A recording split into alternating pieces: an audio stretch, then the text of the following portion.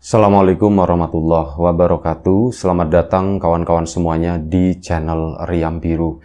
Terima kasih banyak untuk kawan-kawan semua yang sudah berkenan hadir di channel ini. Terima kasih juga untuk kawan-kawan kemarin yang sempat memesan bawang gorengnya wijinya. Terima kasih banyak.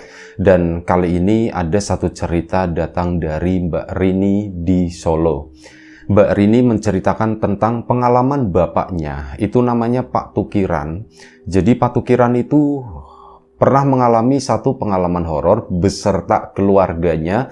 Waktu itu Mbak Rini masih kecil dan Pak Tukiran beserta keluarga, Mbak Rini juga ikut, anak pertama, dibawa ke Cirebon semuanya. Merantau ke sana dan Pak Tukiran itu jualan sate lontong. Ada nasinya juga bawa, tapi yang di gerobak itu ditulisnya sate lontong gitu ya. Ada sate kambing, ada sate ayamnya juga kayak gitu, bumbu-bumbu racikan sendiri. Nah, kejadiannya sendiri itu di tahun 90-an awal, waktu Mbak Rini itu masih kecil, masih SD. Karena waktu itu saat kelas 1 Mbak Rini masih sekolah di Solo sana. Nah, ini merantau ke Cirebon. Mbak Rini pun harus pindah sekolah. Jadi pas banget pas lagi liburan pergantian tahun ya, kenaikan gitu. Dia itu kelas 2-nya itu di Cirebon sana. Nah, singkat cerita, mulailah kehidupan di Cirebon sana. Pak Tukiran pun mulai aktif berdagang sate lontong tadi. Dan ini adalah pengalaman pertamanya Pak Tukiran. Sebelumnya di Solo itu nggak diceritakan jualan apa. Tapi ini baru banget dia itu memulai usaha tersebut. Belajar dari temannya, diajarin bikin bumbu dan sebagainya.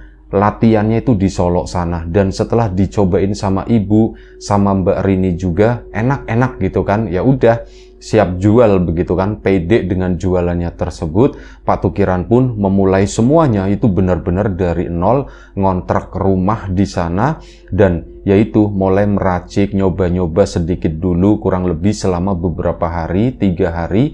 Setelah itu Pak Tukiran mulai berdagang, memberanikan diri untuk memulai dagangnya sendiri yang namanya kayak gitu ya, makanan berat.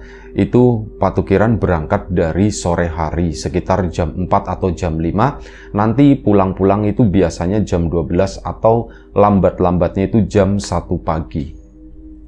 Hal itu dilakukan atau sudah menjadi rutinitas bapaknya Mbak Rini. Dan alhamdulillah daerah kontrakannya itu juga daerah yang lumayan cukup ramai. Tetangganya itu baik-baik, orang Cirebon sana gitu ya.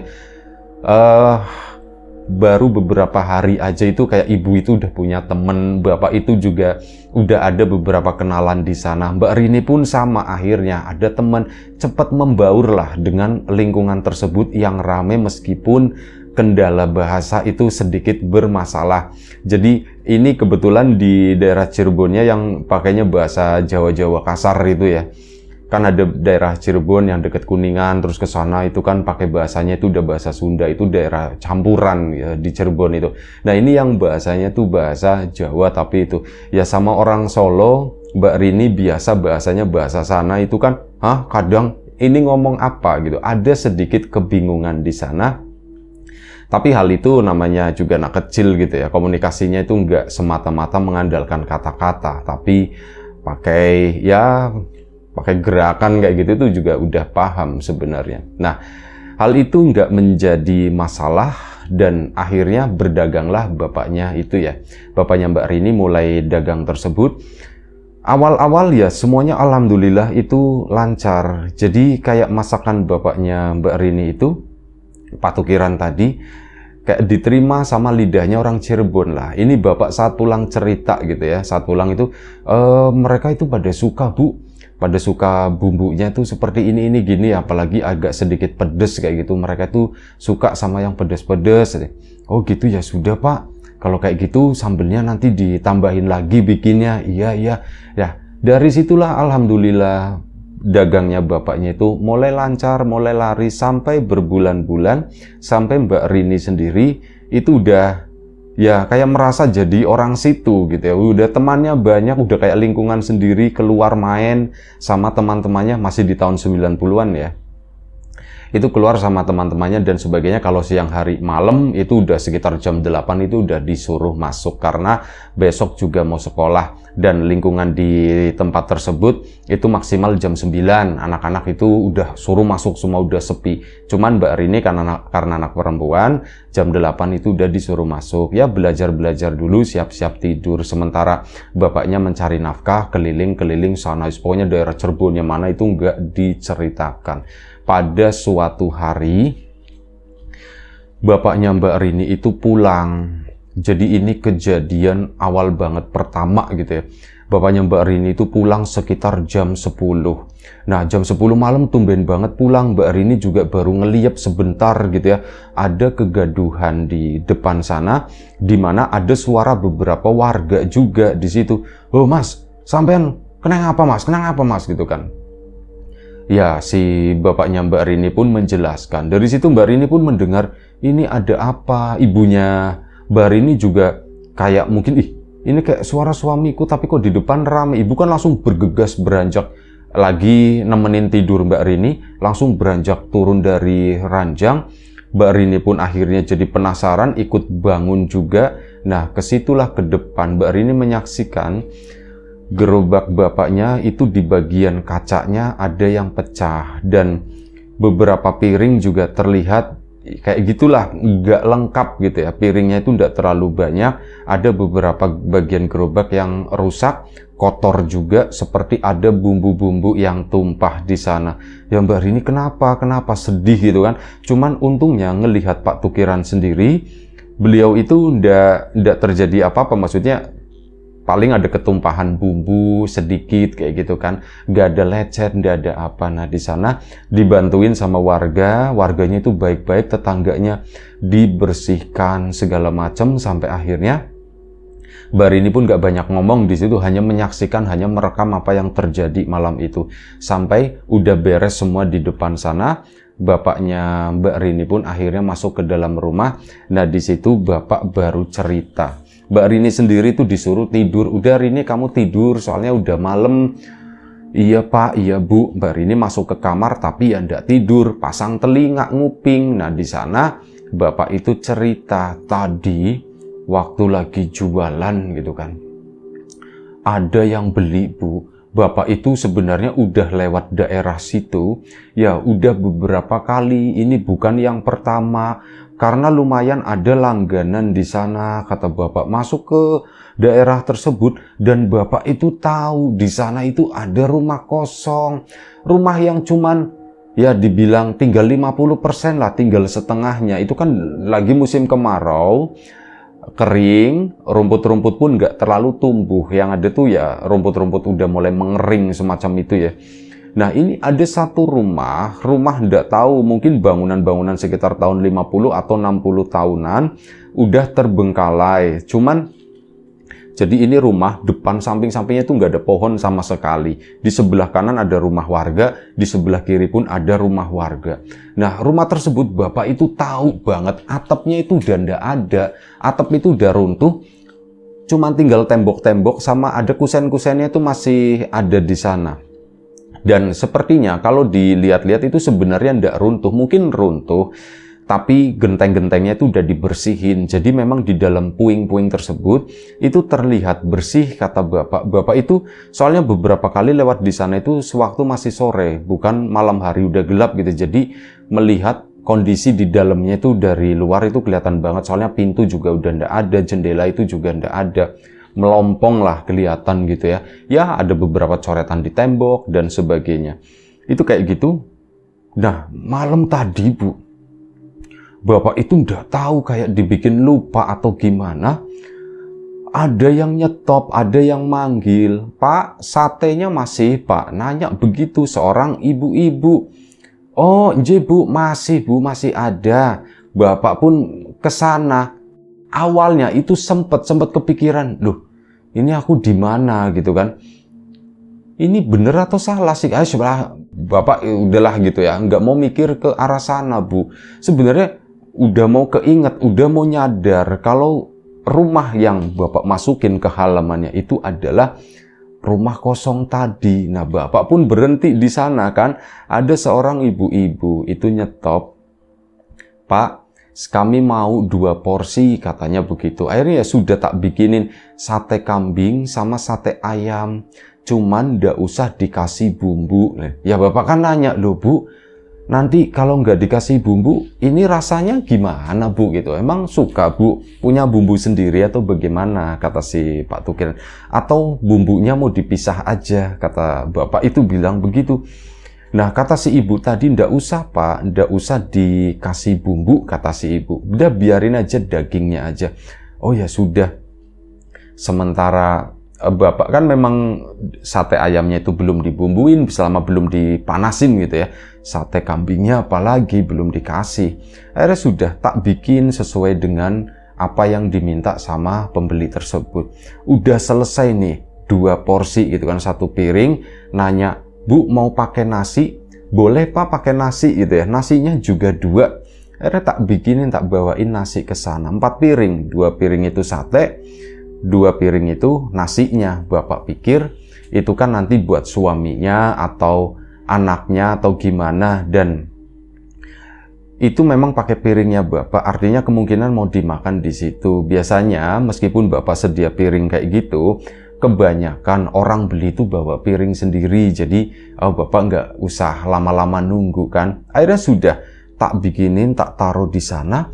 Si ibu itu sambil berdiri, Bapak kan di gerobak nungguin piringnya. Ini makan Bu, satenya tuh grauk-grauk, itu banyak banget Bu. Sekali ambil itu kayak nggak disebutkan ya satu porsinya berapa ya, bisa 10 tusuk, bisa 1 kodi. Kalau di Tegal sini satenya tuh pakainya satuannya kodi, itu 20 tusuk. Nah, ini nggak tahu berapa porsinya, punya diambil itu langsung beberapa, langsung dikres. Bapak pun makannya mana sambil berdiri lagi makannya. Terus apa? Makan nasinya ya kayak gitu Bu, cuman wak. 2 piring itu habis, dan Bapak itu cuman bengong. Bapak mau ngeliatin terus ya ndak enak gitu kan, cuman begini doang. Terus apa? Pas Bapak nengok ke sana, loh kok orangnya ndak ada. Terus apa? Rumahnya tadinya, rumah itu tuh berubah kayak jadi rumah yang memang masih dihuni sama orang di sana. Kondisinya tuh memang dibilang rusak banget ya enggak, tapi seolah-olah itu masih ada atapnya, padahal atapnya itu udah ndak ada Bu. Ini Bapak sumpah itu melihat itu rumah itu tuh ada atapnya, perasaan gitu ya. Dan pas Bapak lihat ke sana lagi, rumah itu udah berubah menjadi rumah yang sebenarnya, yang hancur kayak gitu.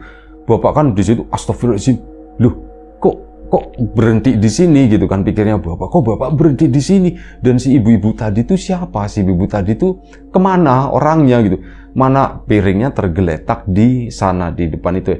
Bapak itu mau ngambil, baru mau jalan itu tiba-tiba, "Pak, ada yang manggil di belakang Bapak." Begitu Bapak nengok, nah di situ Bu, Bapak pertama kali, kata si Pak Tukiran, melihat yang begituan. Emang Bapak ngelihat apa Pak?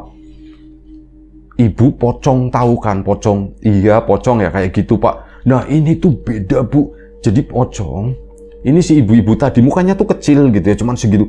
Cuman buntelannya itu kayak tebel, ditumpuk-tumpuk berapa biji gitu Bu. Ini kepalanya tuh gede di bagian kepala. Di sininya tuh juga buel-buel kayak gitu. Itu kayak gitu Bu. Berdiri di belakang Bapak, ternyata Pak manggil kayak gitu. Bapak nengok, astagfirullah, langsung tak tarik itu gerobak Bu, tak tarik glondrang. Wis mana jalanan di situ kasar ya, jalanan di tahun 90-an gitu ya kan, belum merata di beton, belum merata di aspal atau apa, masih jalan-jalan ala kadarnya. Buat jalan lewat begini aja kadang butuh belok-belok, nyari batu-batu yang gak terlalu besar. Itu tak hajar sampai bumbu ya, ibu lihat sendirilah gerobak seperti itu. Dan akhirnya apa? Gerobaknya Bapak itu nabrak pohon waru Bu di sana. Ber, nabrak, kacanya pecah. Warga pun pada keluar gitu. "Mas, kenapa? Pak, kenapa?" Ya Bapak bilang, itu saya tadi lewat di sana katanya. ada yang beli ini, ya udah tak bantuin dulu, akhirnya dibantuin sama warga, ditarikin gerobaknya, sebagian juga udah dibersih-bersihkan sama warga, itu piring-piring yang pecah ya udah jangan dibuang lah, sini bapak bawa aja, dan akhirnya sudah bapak pun pulang ke sini Bu. Nah sebelum pulang warga itu juga cerita, Pak, itu rumah memang kayak gitu Pak, dari semenjak masih ditinggalin. Jadi dulu itu ada keluarga Pak di sini, itu ya keluarga yang anak-anaknya itu udah gede-gede sebenarnya, anaknya itu udah remaja, ada 4 orang anak sama suami istri di rumah tersebut. Mereka itu pindahan dan mereka menempati rumah itu. Awal-awal ya baik-baik aja, tapi sebulan 2 bulan setelah mereka menempati rumah tersebut, satu persatu anak-anaknya itu pada sakit. Nggak tahu sakitnya itu ada ya sakit batuk, orangnya jadi kurus kayak gitu. Terus ada yang penyakit kulit, gatal-gatal korengan kayak gitu. Jadi pada sakit seperti itu. Dan akhirnya apa? Ya dari pihak kami, ya itu kan namanya juga warga baru beberapa bulan lah tinggal di sana. Nah dari keluarga itu pun ngomong, kami juga ndak tahu Pak, padahal anak saya itu sebelumnya ya ndak pernah punya riwayat penyakit seperti itu. Ini anak saya yang gatel-gatel itu juga nggak begitu, sebelumnya itu nggak gatel-gatel begini. Sementara di rumah itu juga bersih, tapi memang iya kata si yang nempatin ya, di rumah ini tuh kami tinggal nggak sendirian, kata si warga yang cerita tadi. Kami tuh nggak sendirian Pak. Loh, emang ada siapa lagi Bu? Kami nggak tahu itu siapa, cuman kalau misal malam suka lewat bentuknya kayak gimana Bu, katanya. Wujudnya itu seperti apa? Udah tahu serem Pak, katanya. Wujudnya itu kayak pocong, cuman kepalanya tuh besar. Jadi pocong, cuman ini ya kainnya tuh tebel, kata si ibu-ibu tadi ya. Kainnya tuh tebel banget. Yus, pokoknya serem, itu sering mondar-mandir di dalam rumah. Bahkan saya itu pernah melihat sesaat sebelum anak saya itu sakit. Pernah saya sama suami itu habis kondangan pulang malam kan, sekitar jam 9 lewat lah kami pulang. Anak-anak itu udah pada tidur. Nah anak kedua saya itu udah tidur di dalam kamar. Ya udah kami pun nengok ke sana. Pas kami nengok, dia itu tidur nggak sendirian. Di sampingnya itu ada sosok tadi yang pocong kepalanya gede itu. Ya kami di situ, wah kaget, betul-betul kaget. Cuman ya karena kami pendatang Pak, kami pun tidak mau yang namanya bikin keributan. Jadi ya kami diam-diam aja. Tapi kok belakangan ya begitu, anak-anak kami itu pada sakit. Satu batuk, yang kedua gatel-gatel, yang ketiganya kayak gitu meriang-meriangan terus. Cuman satu aja ini yang masih alhamdulillah dikasih sehat. Ya Bu, kalau kayak gitu mungkin memang rumahnya kali, kata si bapak tadi. Saya tuh bilang kayak gitu, dan ibu itu juga cerita sama warga yang lain. Memang rumah tersebut masih milik kerabat dari si keluarga yang menempati itu ya. Dan memang waktu itu udah sekitar 2 tahun ditinggalkan. Sebelumnya pun punya keluhan yang sama. Katanya rumahnya tuh angker, cuman bilangnya itu begitu doang. Nah, habis itu mereka keluarga tadi pun pada pindah, termasuk ini yang pada sakit-sakit ini akhirnya pindah. Nah, kami kan ya namanya ini dulu pindahan gitu ya. Kami itu sempet nganterin ke sana, bantu-bantu, kita gotong royong ngangkut-ngangkutin barangnya. Nah, ada beberapa warga itu sempat main ke sana. Setelah kurang lebih sekitar 1 tahun mereka pindah, terus main ke situ, nengokin kabar dan sebagainya. Anak-anaknya tuh sehat, yang korengan itu sembuh gitu ya. Tapi memang masih ada bekasnya, tapi itu bisa hilang. Terus yang sakit batuk itu yang tadinya kurus, ini pun jadi udah mulai seger gitu ya. Ini anak laki-laki yang batuk itu. Ini badannya itu udah mulai gede, hitam gitu.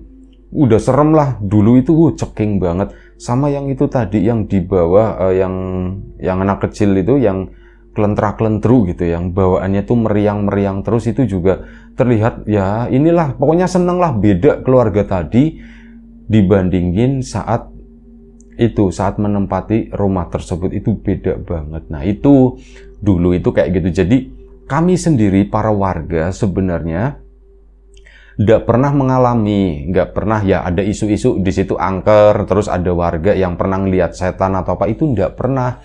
Kami ya begitu aja gitu. Rumah itu kosong, ya udah dibiarin sampai akhirnya atapnya kan runtuh, atapnya itu ambruk. Nah kami warga inisiatif.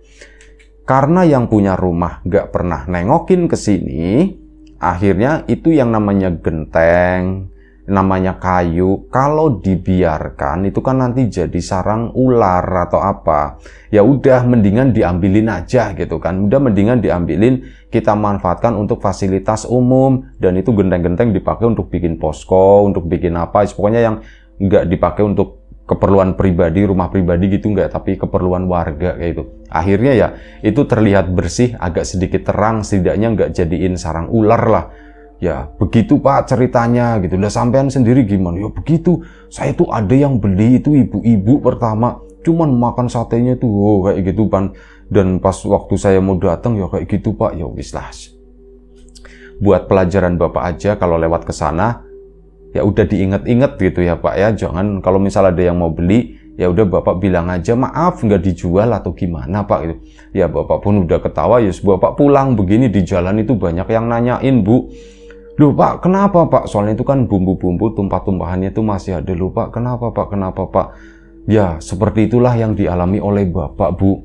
Ya udah Pak kalau kayak gitu udah gak usah lewat ke situ lagi lah Pak lah, kata ibu kan. Nah Mbak Rini ini dengar dari kamar, dan Mbak Rini membayangkan, sumpah kok serem banget ya kayak gitu ya wujudnya tuh. Kata si Mbak Rini, dia tuh ketakutan sendiri. Sampai akhirnya sudah Bapak pun istirahat, keesokan paginya ya sibuk membenahi gerobaknya, dan hari itu memutuskan untuk libur dagang dulu karena gerobaknya itu masih rusak, masih butuh direparasi. Itu pun dibenerin sendiri, dibantu sama tetangga-tetangganya yang memang baik-baik, tetangga-tetangganya itu. Akhirnya udah siap dagang lagi nih. Bapak pun berangkat seperti biasa, dan masih lewat tempat tersebut aman gitu ya. Selama beberapa hari itu aman. Ibu itu selalu nanyain, sering nanyain, beberapa kali nanyain, Pak gimana Pak? Bapak lewat sana lagi, Bapak lewat sana Bu. Terus gimana Pak? Ya kalau lewat situ ya memang belum terlalu malam, jadi masih ada warga melek. Ya Bapak ngeliatin warga yang ada di sana aja, sekali ngelirik ke dalam rumah tersebut, ya memang nggak ada apa-apa Bu di sana Bu. Aman lah kata si Bapak. Akhirnya sudah selama beberapa minggu ini aman-aman aja. Dan pada suatu hari yang Mbak Rini sendiri juga nggak terlalu ingat itu harinya tuh hari apa gitu ya, kejadian serupa, cuman kali ini Bapak itu terluka. Jadi di bagian lututnya itu sobek. Masih sore, sekitar jam 9:30 dibandingkan sebelumnya gitu ya. Ini tuh masih sore, pulang ke sana dagangannya itu baik-baik aja, jadi nggak tumpah-tumpah. Cuman ya ibu kaget, pokoknya Bapak kalau misal pulang cepet, ibu itu malah agak khawatir. Soalnya biasanya Bapak kalau misalkan memang udah habis, itu Bapak suka cerita ya. Bapak kalau misal udah habis, Bapak biasanya tuh mampir dulu di depan sana, itu suka ada sisa lah, bulah habis 2, 3, 4 tusuk. Itu suka ya tak kasih siapapun yang ada di situ, nanti ngobrol-ngobrol sambil ngerokok berapa batang, baru Bapak pulang, nanti cepet-cepet ya paling jam 12 atau apa. Nah ini 9:30 udah pulang, ibu kan khawatir. Nah Mbak Rini waktu itu udah tidur. Dia taunya itu pagi harinya, ternyata itu Bapak itu mau ke dokter ke sana karena di bagian lututnya itu sobek lumayan cukup panjang ya, dan butuh dijahit juga. Akhirnya Bapak ke sana. Nah Mbak Rini kan tanya-tanya, nanya-nanya sama bapaknya, itu nggak diceritakan secara detail. Bapak kenapa? Bilangnya cuman jatuh begitu doang, tapi nggak menceritakan apa yang dialami oleh bapaknya semalam. Nah, Mbak Rini dapat ceritanya itu dari tetangganya. Justru emang kenapa sih, Wak? Gitu kan, nanya gitu. Oh, bapakmu semalam itu digangguin sama setan lagi, kata si warga tersebut. Hah? Digangguin setan lagi? Setan yang kemarin, yang kepalanya besar itu?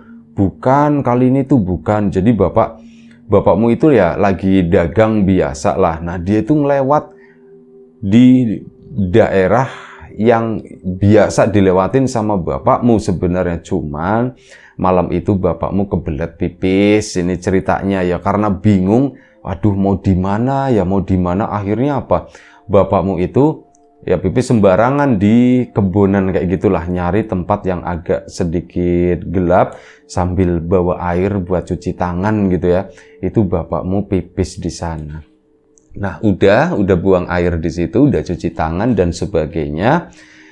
Bapak itu balik lagi. Nah, saat balik lagi itu ada yang nyamperin, seorang kakek-kakek pakai kopiah hitam. Bajunya itu baju batik kedodoran, cuman bajunya itu udah kotor gitu ya. Dan si kakek tersebut itu baunya itu pesing banget, kata si bapak. Nah, si kakek itu nanya ke si bapak, "Mas, satenya masih Mas?" Ditanya begitu.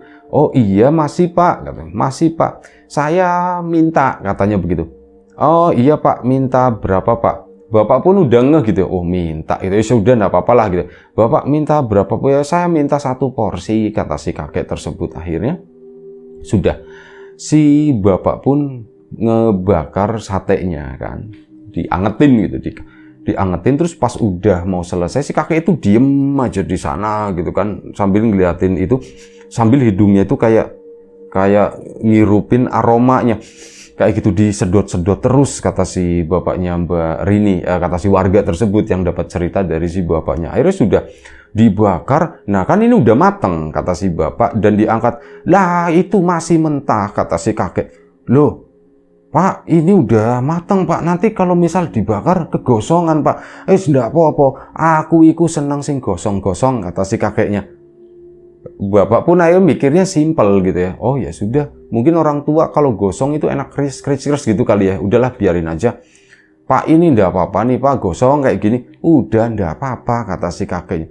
Gosong sampai bau gosongnya itu keluar, dan bapak itu melihat bau gosong itu udah ada. Cuman pas dilihat di satenya, perasaan satenya itu nggak gosong-gosong banget gitu ya. Kok baunya gosong seperti ini? Dan ya mungkin kawan-kawan udah bisa nebak. "Pak ini udah gosong Pak," katanya. Kakek itu diem aja. Bapaknya kan akhirnya nengok, mau ngomong, "Pak ini udah gosong," katanya. Sayang, begitu nengok, di situ yang dilihat sama bapak itu adalah seorang kakek-kakek.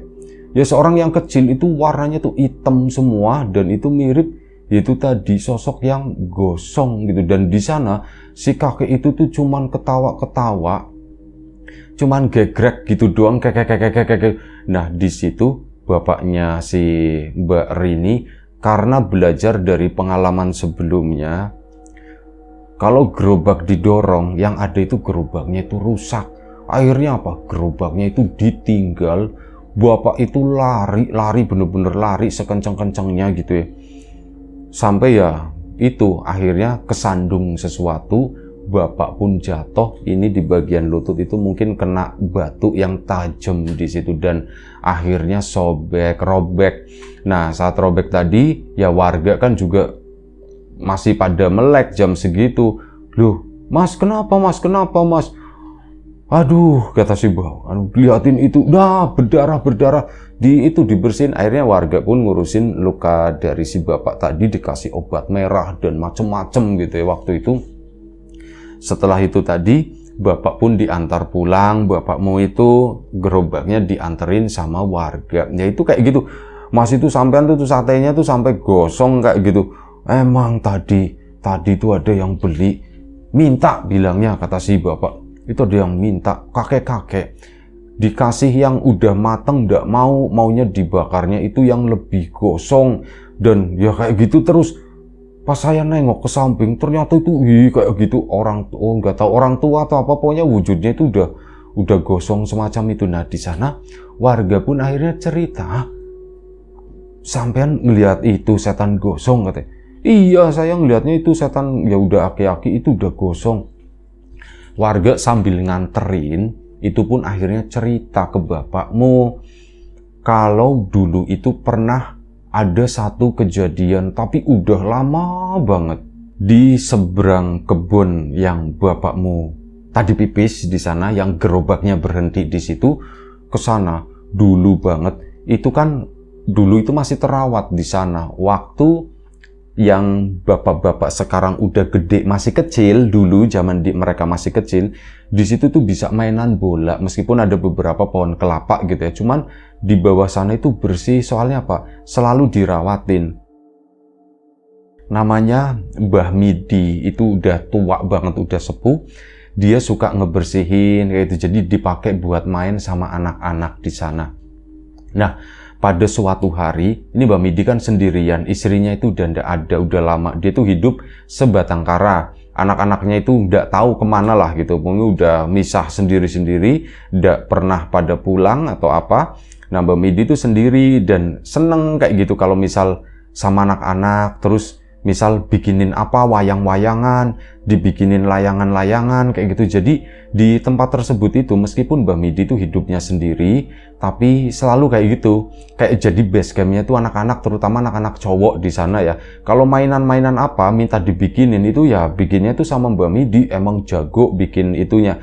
Nah, pada suatu hari, namanya juga anak-anak gitu ya. Itu zaman saya masih kecil loh, sampean ikut, Pak? Enggak, saya waktu itu enggak ikut. Saya memang biasa main di sana, cuman kebetulan waktu itu saya enggak berada di situ. Nah, ini anak-anak yang lain yang di atas saya, itu kan biasa pada di tempatnya Mbah Midi. Namanya anak-anak segitu kan sukanya itu iseng-iseng. Nah, Mbah Midi siang-siang sekitar jam 2, dia kan lagi tidur. Nah, anak-anak itu udah menganggap rumahnya Mbah Midi itu rumah sendiri.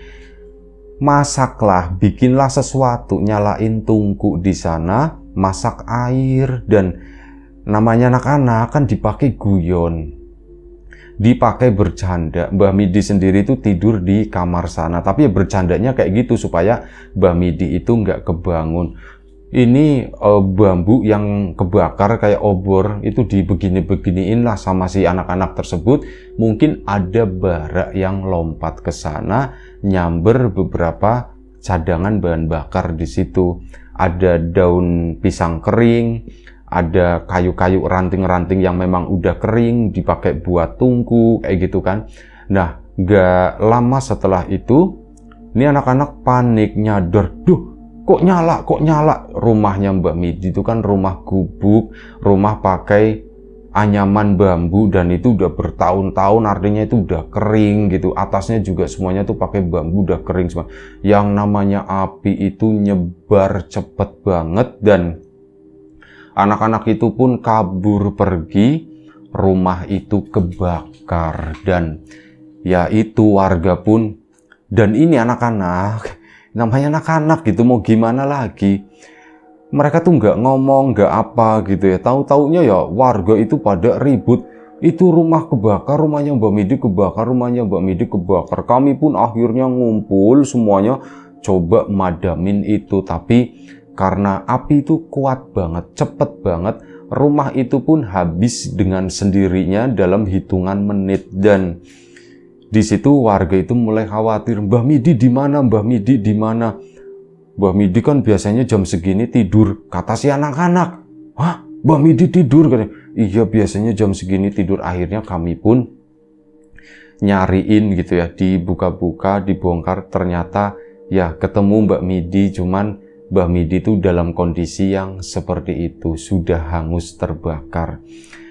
Ya itu ceritanya dulu kayak gitu. Akhirnya ya kami nggak tahu, ini setelah beberapa lama gitu ya, masalah anak-anak tersebut itu tersembunyi, dalam artian nggak dicerita-ceritakan, sampai mungkin berapa tahun kemudian itu baru muncullah gitu ya. Saya pun baru dengar, oh ternyata si ini gitu ya, maksudnya ada beberapa anak-anak yang nggak sengaja, namanya juga anak-anak, itu pernah bermain seperti itu dan lalai ya, mengakibatkan semacam itulah, ada sebuah tragedi, ada sebuah bencana. Tapi memang ya di sana nggak ada saksi, nggak ada apa, itu cuman kayak omongan-omongan di antara anak kecil ya, sampai gede pun akhirnya udah cuman kami doang pelakunya ya, kami doang yang tahu masalah hal ini. Itu Oh jadi begitu. Nah kemungkinan yang sampean temuin tadi itu Mbah Midi kali ya, katanya. Bisa jadi, soalnya ya mirip banget. Emang Mbah Midi sering ini? Enggak juga sih katanya. Kami nggak pernah, dari kecil dulu ya sempat ada ketakutan, tapi kami nggak pernah yang namanya digangguin sama sosok Mbah Midi. Mbah Midi itu nggak pernah jadi setan lah, gampangannya begitu ya versinya anak-anak. Sampai kami gede kayak gini, kami udah tua-tua begini, udah bapak-bapak saya aja udah hampir punya cucu gitu. Itu enggak pernah yang namanya begitu. Sampean itu baru pertama. Nah, di situ bapaknya Mbak Rini pun ini terlepas dari itu semua ya. Akhirnya ngobrol sama ibunya lagi. Mbak Rini itu lagi belajar waktu itu libur karena kakinya masih sakit. Bapak itu ngomong sama ibu sesuatu yang Mbak Rini sebenarnya nggak terlalu ngeh, tapi dia merekam obrolan tersebut. Jadi bapak itu kayak membuka, Bu, ini kenapa ya Bu ya, Bapak kok kayaknya sering digangguin sama yang seperti itu ya Bu ya. Ini udah 2 kali soalnya. Dan tempat-tempat tersebut itu menurut warga itu bukan tempat yang angker. Rumah itu bagi warga sekitar biasa aja, tapi Bapak kena apesnya. Kok Bapak bisa ngalamin hal tersebut, bisa melihat hal itu? Sementara di yang kemarin itu yang katanya Mbah Midi itu di sana, itu pun sama warga nggak dianggap tempat yang angker, udah biasa aja. Tapi kok, dan warga itu nggak ada yang pernah melihat sosok gosong kayak gitu. Cuman Bapak yang melihat. Itu kenapa ya Bu ya? Lah, ngobrol-ngobrol sama ibu, Bapak itu baru ingat, apa karena ini ya Bu ya? Jadi Bapak di dalam dompet itu nyimpen jimat. Jimat dikasih sama temannya, teman yang ngajarin bumbu-bumbu itu gitu ya. Yang ngajarin itu, ini Ran gitu kan, namanya kan Patukiran. Ran, ini kamu bawa ya, ini buat, inilah buat penglaris katanya begitu. Udah kamu bawa aja buat dagang, dijamin itu laris. Wah iya Pak, mungkin jangan-jangan itu kali Pak. Nah akhirnya kan si Patukiran itu ngobrol sama, karena Patukiran sendiri sebenarnya nggak terlalu ngerti dengan hal tersebut, dan ngobrol sama beberapa warga di sana, orang-orang Cirebon itu. Wah Mas sampean ya bawa begini ya pantes Mas. Mereka tuh kayak tertarik, mereka tuh kayak pada keundang gitu ya. Makanya sampean itu ya gangguannya kayak gitu. Mungkin ya dagangan sampean laris, tapi kayak gitu resikonya mereka itu pada berdatangan. Mungkin dia tertarik sama yang ada di dalam itu kali, di dalam jimat tersebut. Lah terus ini aku mesti gimana? Ya udah sampean buang aja, namanya dagang itu pede aja, ndak usah pakai yang begitu-begitu. Lagian satenya sampean emang enak kok katanya, apalagi kalau gratis gitu ya. Wah, so gratis-gratis. Akhirnya bercanda-bercanda begitu kan, dan akhirnya bapaknya Mbak Rini pun memutus, loh ini cara buangnya gimana? Ya udah tinggal dibuang aja katanya. Udah, aku ndak butuh ini, aku mau dagang sendiri katanya. Udah terserah, kayak gitu terserah sampean. Lah tapi saya tuh ndak berani. Akhirnya apa? Diambil sama salah satu warga di sana yang memang peminat hal-hal tersebut gitu ya. Mendengar cerita dari Pak Tukiran, ya sudah Pak, sini tak saya pegang katanya begitu. Akhirnya ya udah ini Mas, ini tak serahkan ke sampean ya, buat sampean katanya begitu. Ya, sini saya terima ya, kayak ada syarat terima begitulah. Akhirnya diambil sama si orang tersebut, orang Cirebon tersebut. Keesokan harinya nungguin sembuh, Pak Tukiran udah terlepas dari barang-barang seperti itu.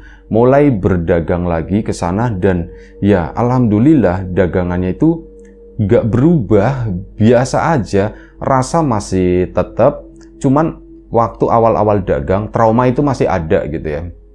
Lewatin rumah tersebut, termasuk lewatin beberapa titik. Aduh, jangan-jangan itunya udah nempel di badanku lagi. Nanti sama aja bohong, jimatnya dibuang, tapi mereka tuh masih ngikutin. Tapi hal itu dilakukan, dijalani terus sama Pak Tukiran. Alhamdulillahnya, ya pulang jam 11, jam 12 malam.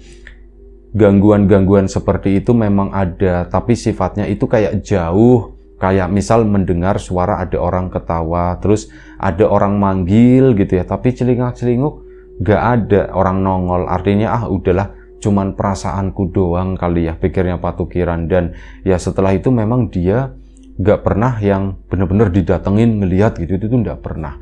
Itu aja satu cerita dari Mbak Rini mengenai pengalaman bapaknya Pak Tukiran saat berdagang di Cirebon. Setelah beberapa tahun di sana, Pak Tukiran sama keluarganya balik lagi ke Solo karena waktu itu ada kematian neneknya Mbak Rini dan tidak tahu tiba-tiba patukiran aku coba dagang di sini aja, akhirnya ya lanjut dagang di Solo sana sampai Mbak Rini besar. Itu aja, terima kasih Mbak Rini atas ceritanya.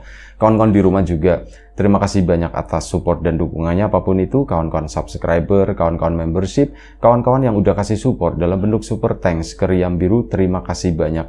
Kawan-kawan yang udah ngasih like, udah nge-share ke yang lainnya, kawan-kawan yang udah ninggalin komentar, kawan-kawan yang pokoknya apapun itu gitu ya, itu terima kasih banyak. Kawan-kawan yang sudah memesan bawang gorengnya Wiji juga terima kasih banyak. Semoga semua kebaikan-kebaikan itu nanti dikembalikan lagi ke kawan-kawan semua menjadi sesuatu yang lebih besar, sesuatu yang lebih berarti, sesuatu yang lebih bermanfaat lagi nantinya. Doa terbaik dari kami untuk kawan-kawan semua, semoga selalu diberi kemudahan dalam hal apapun, termasuk kemudahan dalam hal rizki, yang sakit segera diberi kesembuhan, yang sehat tetap dijaga kesehatannya. Baik, sampai jumpa di episode selanjutnya. Riam Biru, jaga kesehatan kawan-kawan semuanya. Sekali lagi terima kasih banyak, mohon maaf sebesar-besarnya kalau ada salah.